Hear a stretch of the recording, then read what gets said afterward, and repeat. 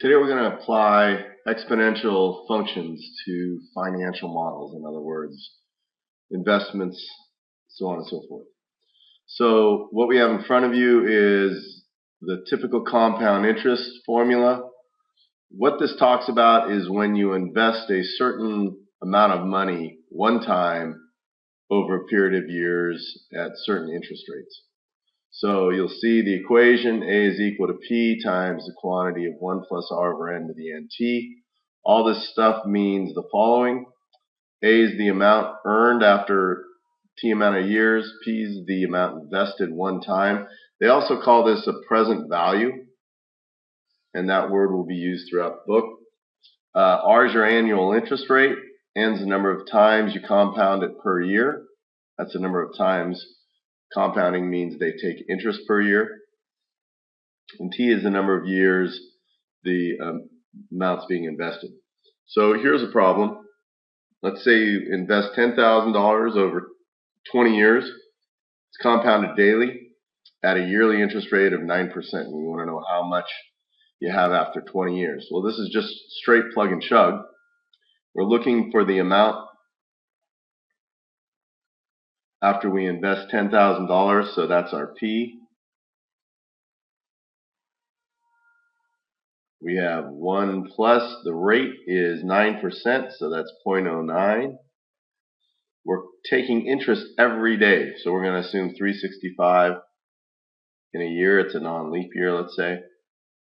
And the number of times we invest, the number of times it is invested per, or compounded per year is 365, and we're doing it for 20 years. So this is a straight calculator problem. All you need to do is pop this in your calculator. Now, I would recommend the following. Rather than take and plug the whole formula in at once, I do it in pieces. So what I would do is I would take the 0.09, divide that by 365, get an answer, add 1 to that, get an answer. Remember, we're raising that to a power now. We're going to raise that to the 365 times 20. Get an answer and multiply that by 10,000.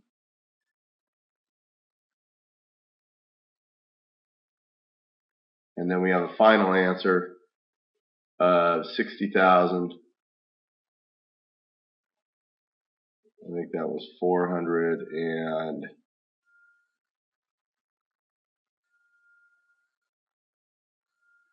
did something wrong.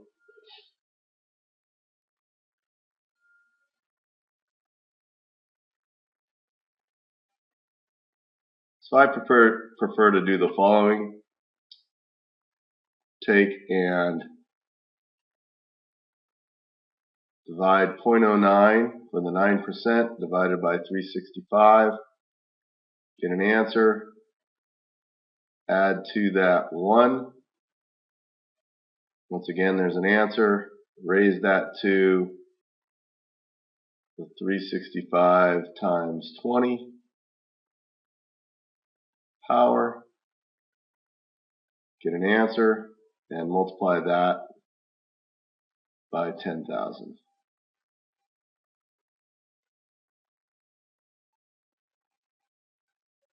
And get $60,483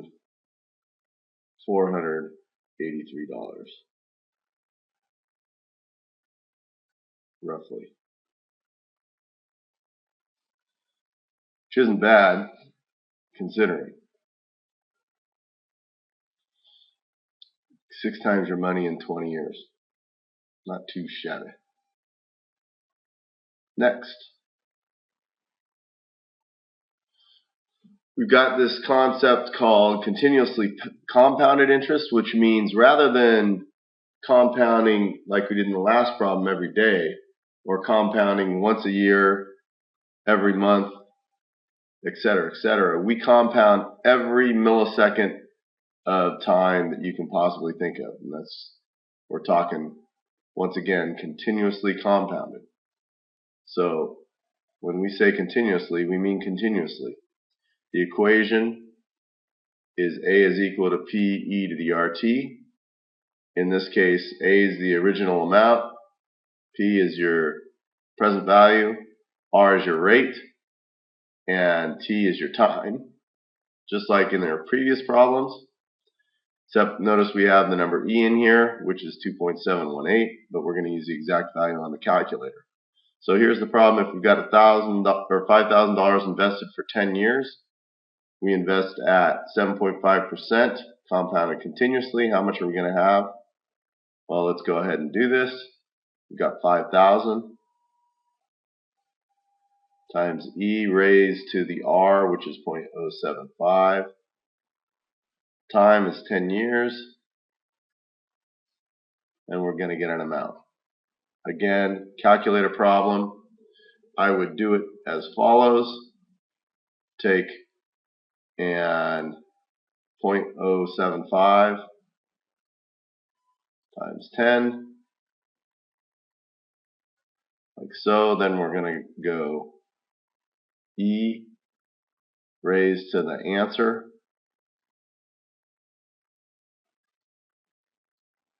equals, multiply that by 5,000,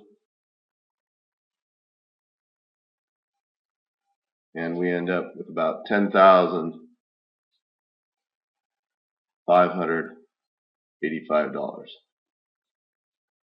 So we're pretty much doubling our money in 10 years. Let's take another slant on this. We want to know how much money would you need to be invested in an account paying 10.5% compounded quarterly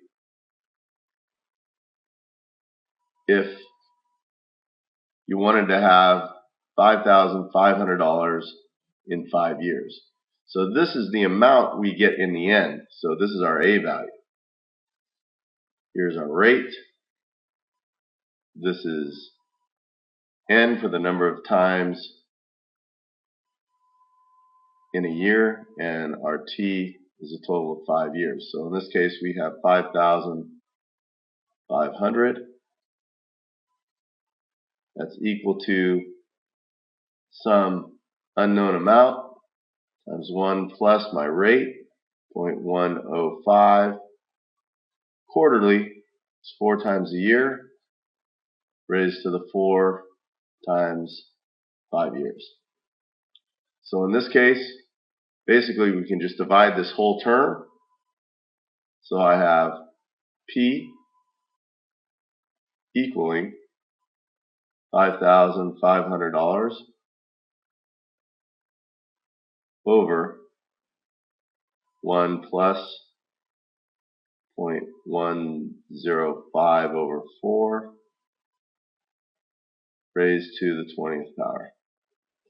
And again, we can pop that in our calculator. Let's go ahead and do that.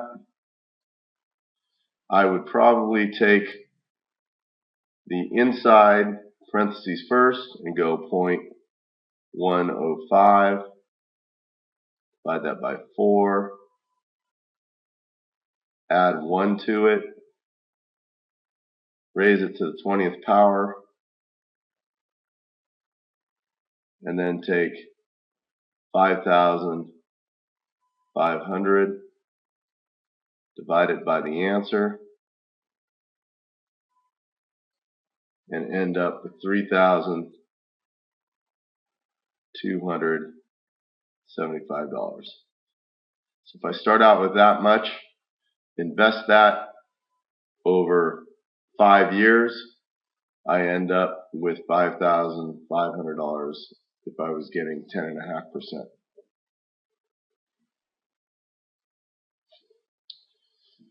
Take another slant. Let's say you want to double your money and you chose to invest in an account that compounds continuously at 7% annually. How long must you keep your money in the account?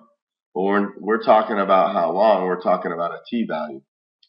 Now, in this problem, they don't really tell us how much money we're going to invest. We just know we're going to double it.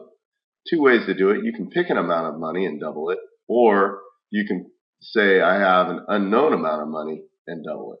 Let's go with the unknown amount of money. So we don't know our present value, but we're going to double it in the end.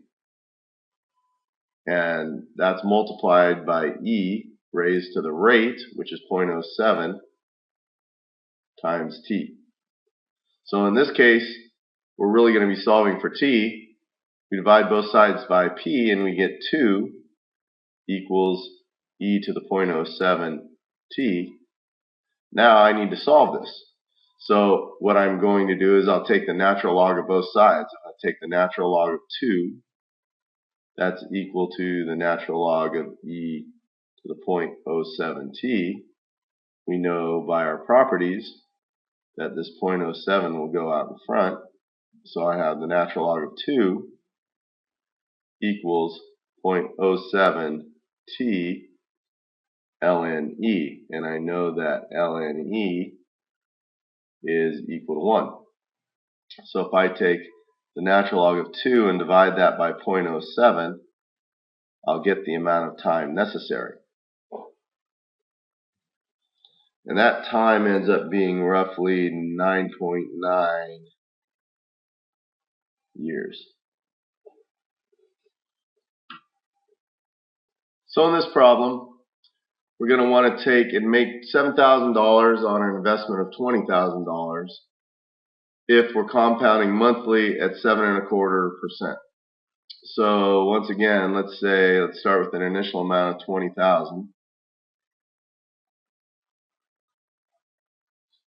Multiply by 1 plus the rate, 0.0725, over the number of times we compound. It's monthly, so that's 12 times a year to the 12t.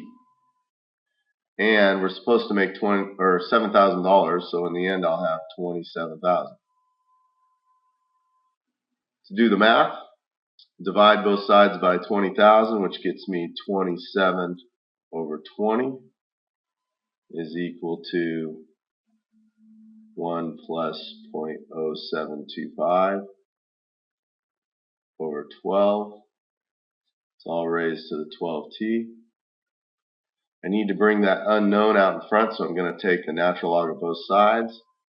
Have the natural log of 27 over 20 equals 12t times 1 plus, times the natural log of 1 plus 0.0725 over 12.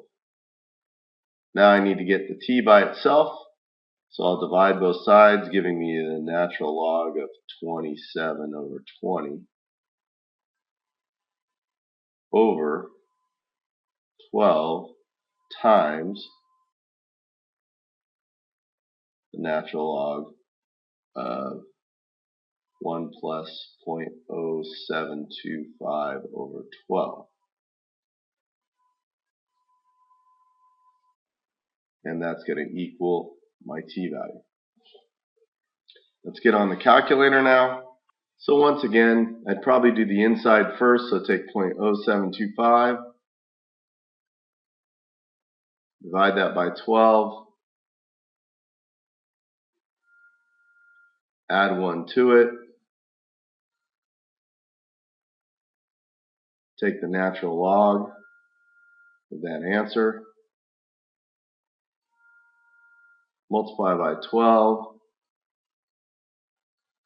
and then I have that value.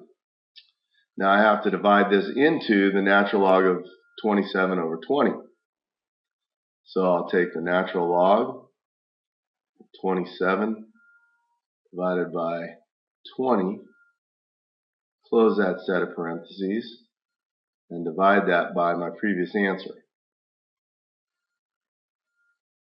And end up with roughly 4.15 years.